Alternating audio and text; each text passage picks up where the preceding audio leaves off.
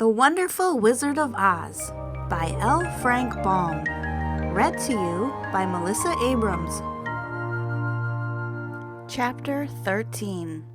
How the Four Were Reunited. The Cowardly Lion was much pleased to hear that the Wicked Witch had been melted by a bucket of water, and Dorothy at once unlocked the gate of his prison and set him free. They went in together to the castle where Dorothy's first act was to call all the Winkies together and tell them that they were no longer slaves. There was great rejoicing among the yellow Winkies, for they had been made to work hard during many years for the Wicked Witch, who had always treated them with great cruelty. They kept this day as a holiday, then and ever after, and spent the time in feasting and dancing. "If our friends, the Scarecrow and the Tin Woodsman, were only with us," said the Lion, "I should be quite happy." "Don't you suppose we could rescue them?" asked the girl anxiously. "We can try," answered the Lion. So they called the yellow Winkies and asked them if they would help to rescue their friends, and the Winkies said that they would be delighted to do all in their power for Dorothy, who had set them free from bondage. So she chose a number of the Winkies who looked as if they knew the most, and they all started away. They traveled that day and part of the next until they came to the rocky plain where the Tin Woodman lay, all battered and bent. His axe was near him, but the blade was rusted and the handle broken off short. The Winkies lifted him tenderly in their arms and carried him back to the yellow castle again, Dorothy shedding a few tears by the way at the sad plight of her old friend, and the Lion looking sober and sorry. When they reached the castle, Dorothy said to the Winkies, "Are any of your people tinsmiths?" "Oh, yes, some of them are very good tinsmiths," they told her. "Then bring them to me," she said. And when the tinsmiths came, bringing with them all their tools and baskets, she inquired, "Can you straighten out those dents in the Tin Woodman and bend him back into shape again and solder him together where he is broken?"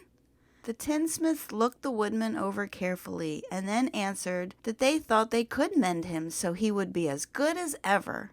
So they set to work in one of the big yellow rooms of the castle and worked for 3 days and 4 nights, hammering and twisting and bending and soldering and polishing and pounding at the legs and body and head of the Tin Woodman, until at last he was straightened out into his old form, and his joints worked as well as ever. To be sure, there were several patches on him, but the tinsmiths did a good job, and as the Woodman was not a vain man, he did not mind the patches at all.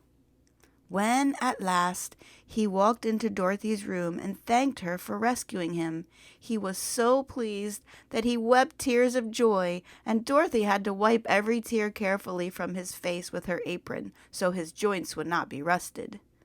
At the same time, her own tears fell thick and fast at the joy of meeting her old friend again, and these tears did not need to be wiped away. As for the Lion, he wiped his eyes so often with the tip of his tail that it became quite wet, and he was obliged to go out into the courtyard and hold it in the sun till it dried. "If only we had the Scarecrow with us again," said the Tin Woodman, when Dorothy had finished telling him everything that had happened. "I should be quite happy." "We must try to find him," said the girl. So she called the Winkies to help her, and they walked all that day and part of the next until they came to the tall tree in the branches of which the winged monkeys had tossed the Scarecrow's clothes. It was a very tall tree, and the trunk was so smooth that no one could climb it. But the Woodman said at once, "I'll chop it down, and then we can get the Scarecrow's clothes." Now, while the tinsmiths had been at work mending the Woodman himself, another of the Winkies, who was a goldsmith, had made an axe handle of solid gold and fitted it to the Woodman's axe instead of the old broken handle.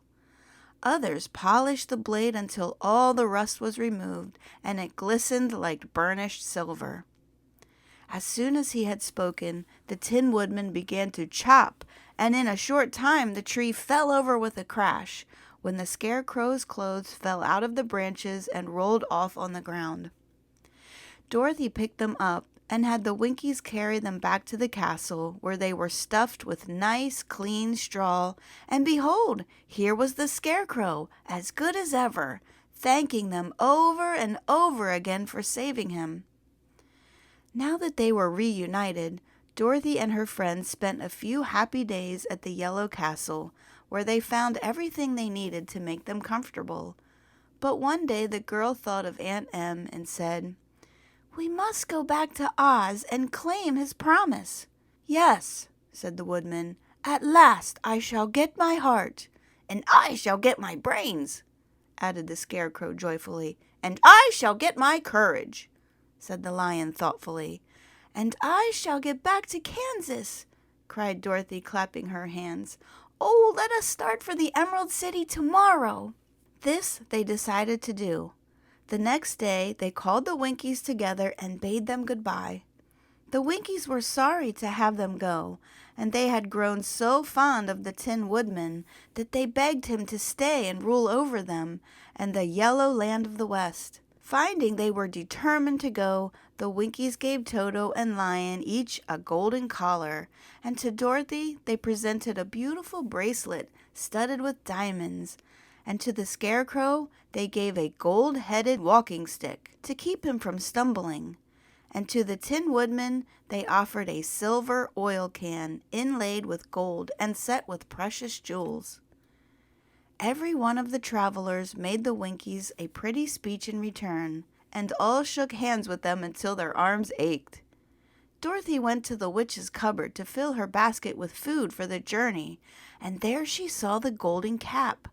She tried it on her own head and found that it fitted her exactly.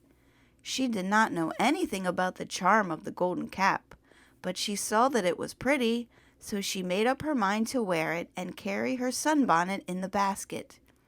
Then, being prepared for the journey, they all started for the Emerald City, and the Winkies gave them 3 cheers and many good wishes to carry with them.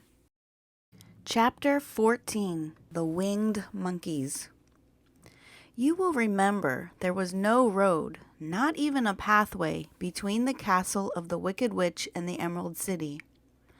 When the 4 travelers went in search of the witch, she had seen them coming, and so sent the winged monkeys to bring them to her. It was much harder to find their way back through the big fields of buttercups and yellow daisies than it was being carried. They knew, of course, they must go straight east toward the rising sun, and they started off in the right way. But at noon, when the sun was over their heads, they did not know which was east and which was west, and that was the reason they were lost in the great fields. They kept on walking, however, and at night the moon came out and shone brightly. So they lay down among the sweet-smelling yellow flowers and slept soundly until morning, all but the Scarecrow and the Tin Woodman.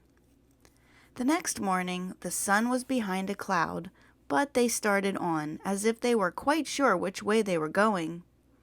"If we walk far enough," said Dorothy, "we shall sometime come to some place, I am sure." But day by day passed away, and they still saw nothing before them but the yellow fields. The Scarecrow began to grumble a bit. "We have surely lost our way," he said, "and unless we find it again, in time to reach the Emerald City, I shall never get my brains." "Nor I my heart," declared the Tin Woodman. "It seems to me I can scarcely wait till I get to Oz, and you must admit this is a very long journey." "You see," said the Cowardly Lion with a whimper, "I haven't the courage to keep tramping forever without getting anywhere at all." Then Dorothy lost heart. She sat down on the grass and looked at her companions, and they sat down and looked at her, and Toto found that for the first time in his life he was too tired to chase a butterfly that flew past his head. So he put out his tongue and panted and looked at Dorothy as if to ask what they should do next. "Suppose we call the field mice," she suggested. "They could probably tell us the way to the Emerald City." "To be sure they could," cried the Scarecrow. "Why didn't we think of that before?" Dorothy blew the little whistle she had always carried about her neck since the Queen of the Mice had given it to her. In a few minutes they heard the pattering of tiny feet, and many of the small gray mice came running up to her. Among them was the Queen herself, who asked in her squeaky little voice, "What can I do for my friends?" "We have lost our way," said Dorothy. "Can you tell us where the Emerald City is?" "Certainly," answered the Queen, "but it is a great way off, for you have had it at your backs all this time." Then she noticed Dorothy's golden cap and said, "Why don't you use the charm of the cap and call the winged monkeys to you? They will carry you to the city of Oz in less than an hour." "I didn't know there was a charm," answered Dorothy in surprise. "What is it?" "It is written inside the golden cap," replied the Queen of the Mice. "But if you are going to call the winged monkeys, we must run away, for they are full of mischief and think it great fun to plague us." "Won't they hurt me?" asked the girl anxiously. "Oh no, they must obey the wearer of the cap. Goodbye." She scampered out of sight, with all the mice hurrying after her. Dorothy looked inside the golden cap and saw some words written upon the lining. These she thought must be the charm, so she read the directions carefully and put the cap upon her head. "Ep-pep-pay, pep-pay, cock-hay," she said, standing on her left foot. "What did you say?" asked the Scarecrow, who did not know what she was doing. "Hi-lo, ho-lo, hello," Dorothy went on, standing this time on her right foot. "Hello," replied the Tin Woodman calmly. "Zizzy, suzzy, sizz," said Dorothy, who was now standing on both feet. This ended the saying of the charm, and they heard a great chattering and flapping of wings as the band of winged monkeys flew up to them. The king bowed low before Dorothy and asked, "What is your command?" "We wish to go to the Emerald City," said the child, "and we have lost our way."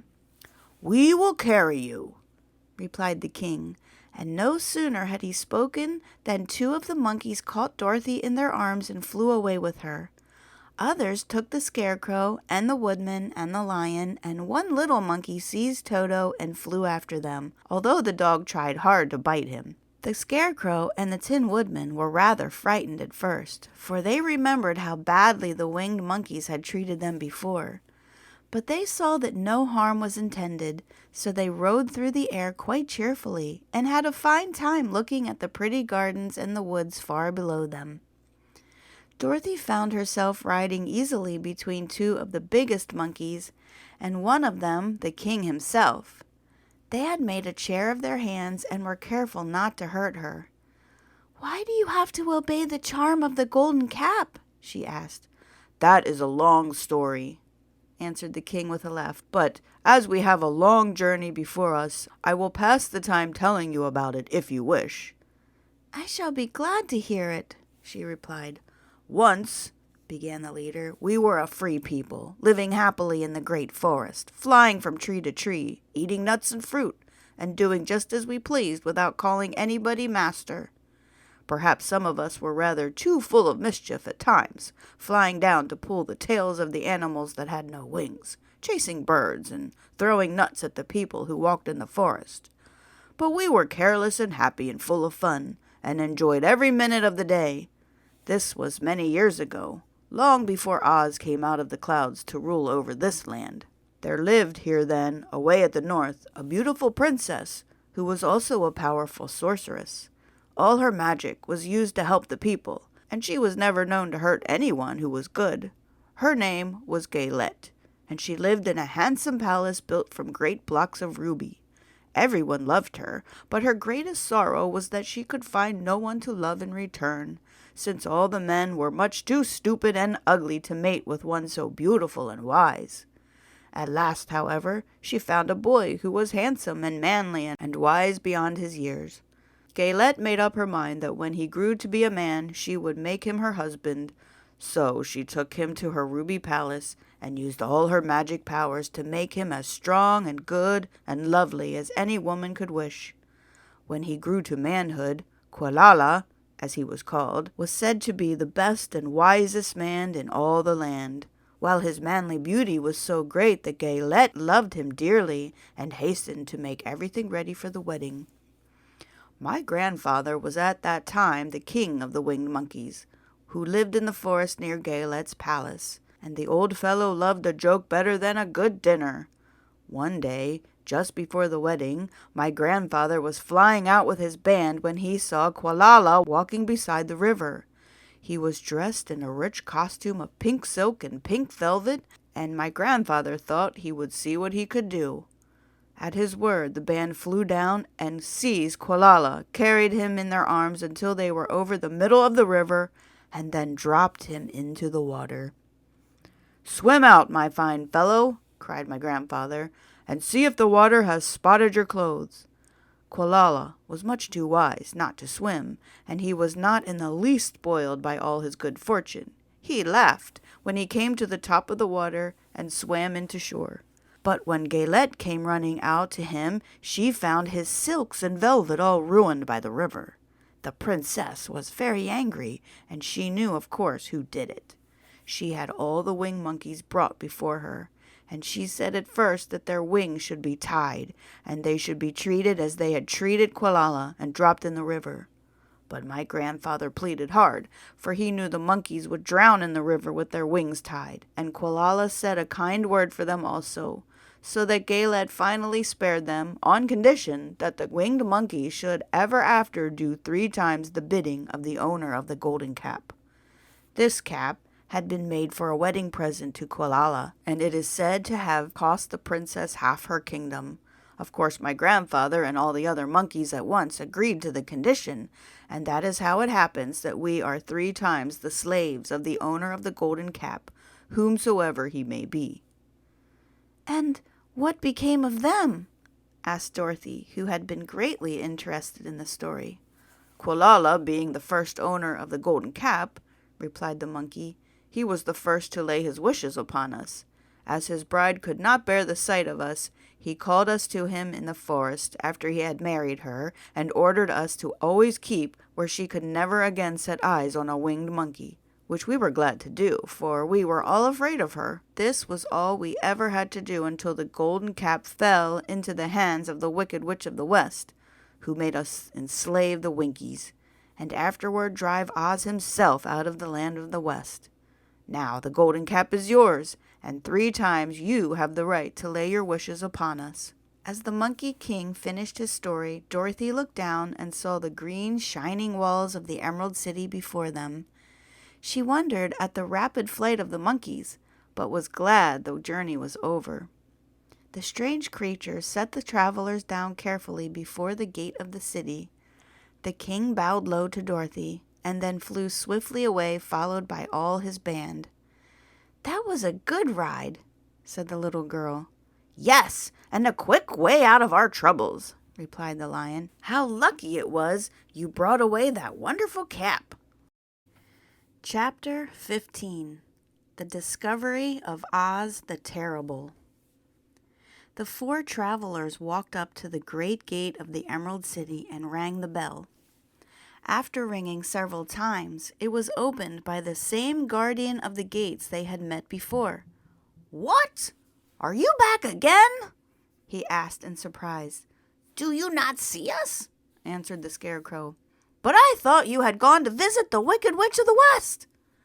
"We did visit her," said the Scarecrow. "And she let you go again?" asked the man in wonder. "She could not help it, for she is melted," explained the Scarecrow. "Melted? Well, that is good news indeed," said the man. "Who melted her?" "It was Dorothy," said the lion gravely. "Good gracious!" exclaimed the man, and he bowed very low indeed before her. Then he led them into his little room and locked the spectacles from the great box on all their eyes, just as he had done before. Afterward they passed on through the gate into the Emerald City, and when the people heard from the guardians of the gate that they had melted the Wicked Witch of the West, they all gathered around the travelers and followed them in a great crowd to the Palace of Oz. The soldier with the green whiskers was still on guard before the door, but he let them in at once, and they were all met by the beautiful green girl who showed each of them to their old rooms at once, so they might rest until the great Oz was ready to receive them. The soldier had the news carried straight to Oz that Dorothy and the other travelers had come back again, after destroying the Wicked Witch. But Oz made no reply. They thought the Great Wizard would send for them at once, but he did not. They had no word from him the next day, nor the next, nor the next. The waiting was tiresome and wearing, and at last they grew vexed that Oz should treat them in so poor a fashion after sending them to undergo hardships and slavery. So the Scarecrow at last asked the green girl to take another message to Oz, saying if he did not let them in to see him at once, they would call the winged monkeys to help them, and find out whether he kept his promises or not. When the wizard was given this message, he was so frightened that he sent word for them to come to the throne room at 4 minutes after 9 o'clock the next morning. He had once met the winged monkeys in the land of the West, and he did not wish to meet them again.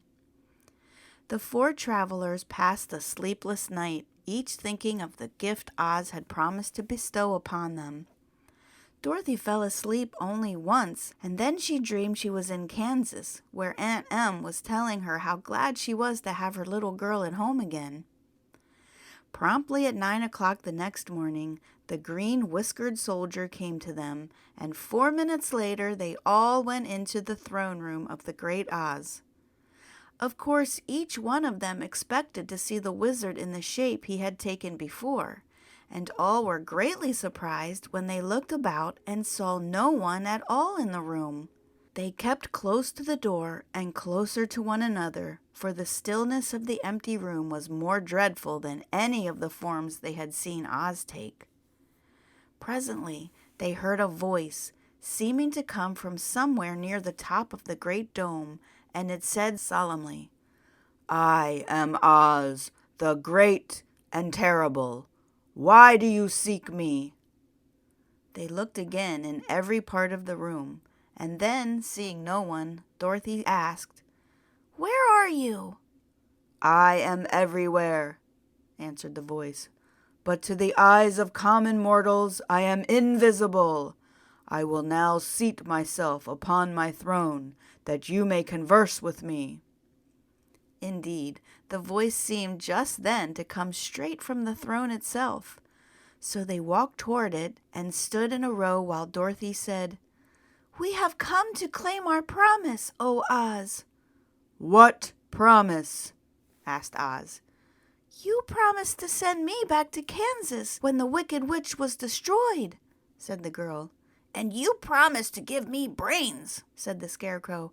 "And you promised to give me a heart," said the Tin Woodman. "And you promised to give me courage," said the Cowardly Lion. "Is the Wicked Witch really destroyed?" asked the voice, and Dorothy thought it trembled a little. "Yes," she answered. "I melted her with a bucket of water."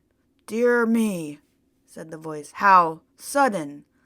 Well, come to me tomorrow, for I must have time to think it over." "You've had plenty of time already," said the Tin Woodman angrily.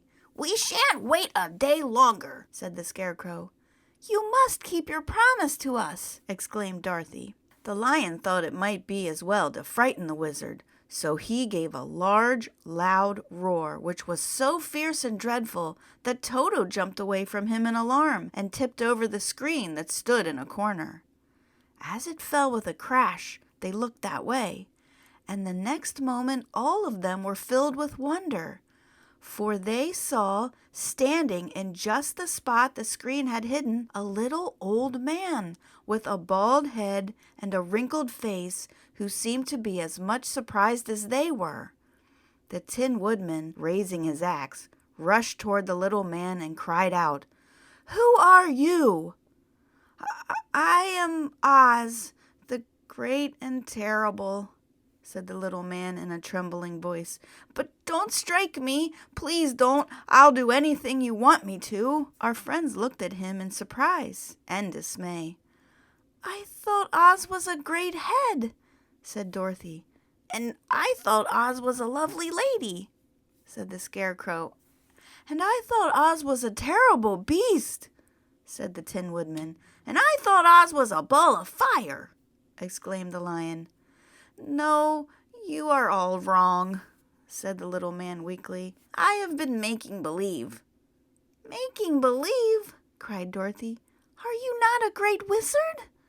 Hush, my dear, he said. Don't speak so loud, or you will be overheard, and I should be ruined. I'm supposed to be a great wizard. And aren't you? She asked. Not a bit of it, my dear. I'm just a common man. You're more than that, said the Scarecrow in a grieved tone. You're a humbug. Exactly so, declared the little man, rubbing his hands together as if it pleased him. I am a humbug. But this is terrible, said the Tin Woodman. How shall I ever get my heart? Or I my courage? Or I my brains? Wailed the Scarecrow, wiping the tears from his eyes with his coat sleeves. My dear friends, said Oz, I pray you do not speak of these little things. Think of me and the terrible trouble I'm in at being found out. Doesn't anyone else know you're a humbug? Asked Dorothy. No one knows it but for you four, and myself, replied Oz. I have fooled everyone for so long that I thought I should never be found out.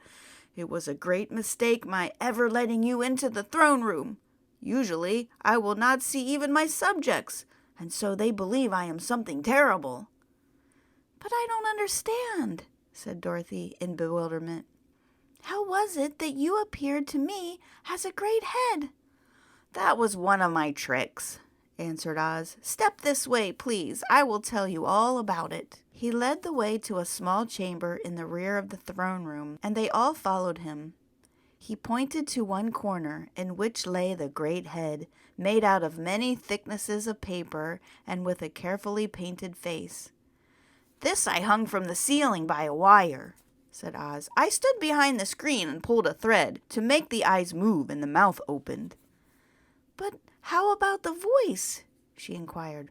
Oh, I am a ventriloquist, said the little man, and I can throw the sound of my voice wherever I wish, so that you thought it was coming out of the head. Here are the other things I used to deceive you. He showed Scarecrow the dress and the mask he had worn when he seemed to be a lovely lady, and the Tin Woodman saw that his terrible beast was nothing but a lot of skin sewn together, with slats to keep their sides out.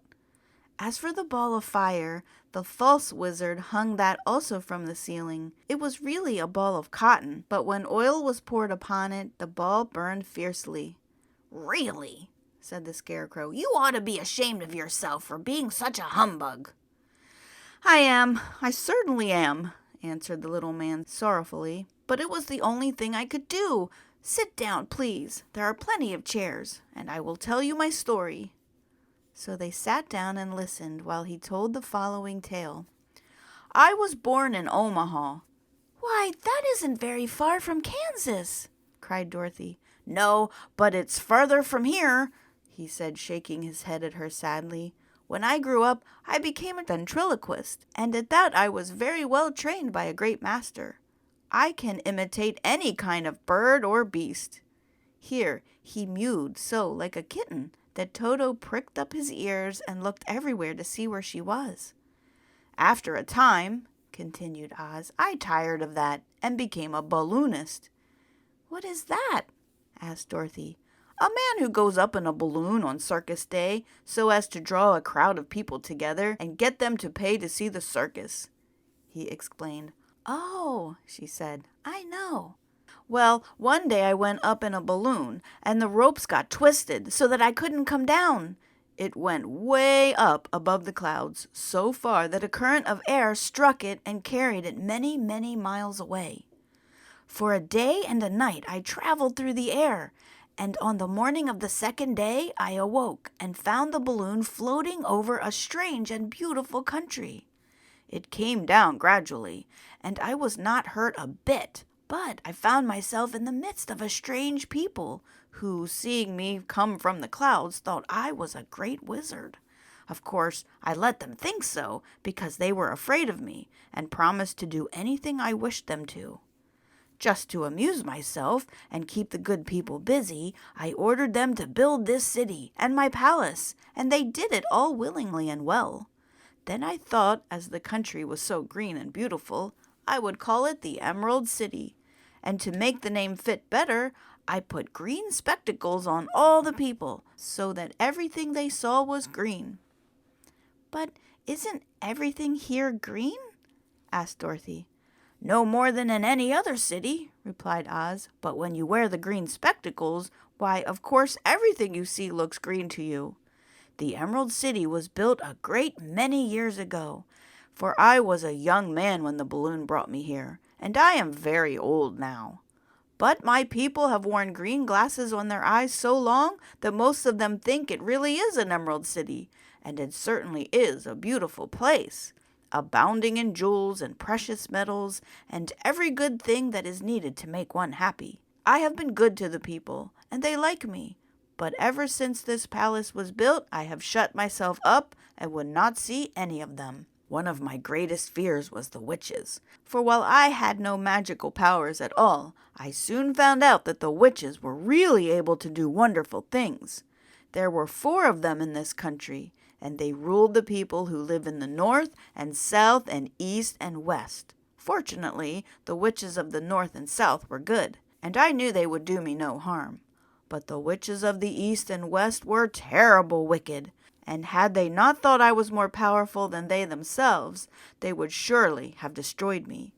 As it was, I lived in deadly fear of them for many years, so you can imagine how pleased I was when I heard your house had fallen on the wicked witch of the east. When you came to see me, I was willing to promise anything if you would only do away with the other witch. But now that you have melted her, I am ashamed to say that I cannot keep my promises. I think you are a very bad man, said Dorothy. Oh, no, my dear, I'm really a very good man, but I am a very bad wizard, I must admit. Can't you give me brains? Asked the Scarecrow. You don't need them.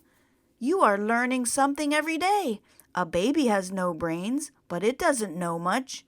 Experience is the only thing that brings knowledge, and the longer you are on Earth, the more experience you are sure to get. That may be true, said the Scarecrow, but I shall be very unhappy unless you give me brains. The false wizard looked at him carefully. Well, he said with a sigh, I'm not much of a magician, as I said, but you will come to me tomorrow morning. I will stuff your head with brains. I cannot tell you how to use them, however. You must find that out for yourself. Oh, thank you, cried the Scarecrow. I'll find a way to use them, never fear. But how about my courage? Asked the Lion anxiously. You have plenty of courage, I am sure, answered Oz. All you need is confidence in yourself. There is no living thing that is not afraid when it faces danger. True courage is in facing danger when you are afraid, and that kind of courage you have in plenty. Perhaps I have, but I'm scared just the same, said the Lion. I shall be really very unhappy unless you give me the sort of courage that makes one forget he is afraid. Very well, I will give you that sort of courage tomorrow, replied Oz. How about my heart? Asked the Tin Woodman. Why, as for that, answered Oz, I think you are wrong to want a heart. It makes most people unhappy. If you only knew it, you are in luck not to have a heart. That must be a matter of opinion, said the Tin Woodman. For my part, I will bear all the unhappiness without a murmur, if you will give me the heart. Very well, answered Oz meekly. Come to me tomorrow, and you shall have a heart. I have played wizard for so many years that I may as well continue the part a little longer. And now, said Dorothy, how am I to get back to Kansas? We shall have to think about that, replied the little man. Give me 2 or 3 days to consider the matter, and I'll try to find a way to carry you over the desert. In the meantime, you shall all be treated as my guests, and while you live in the palace, my people will wait upon you and obey your slightest wish. "There is only one thing I ask in return for my help, such as it is. You must keep my secret and tell no one I am a humbug." They agreed to say nothing of what they had learned, and went back to their rooms in high spirits. Even Dorothy had hoped that the great and terrible humbug, as she called him, would find a way to send her back to Kansas, and if he did that, she was willing to forgive him everything.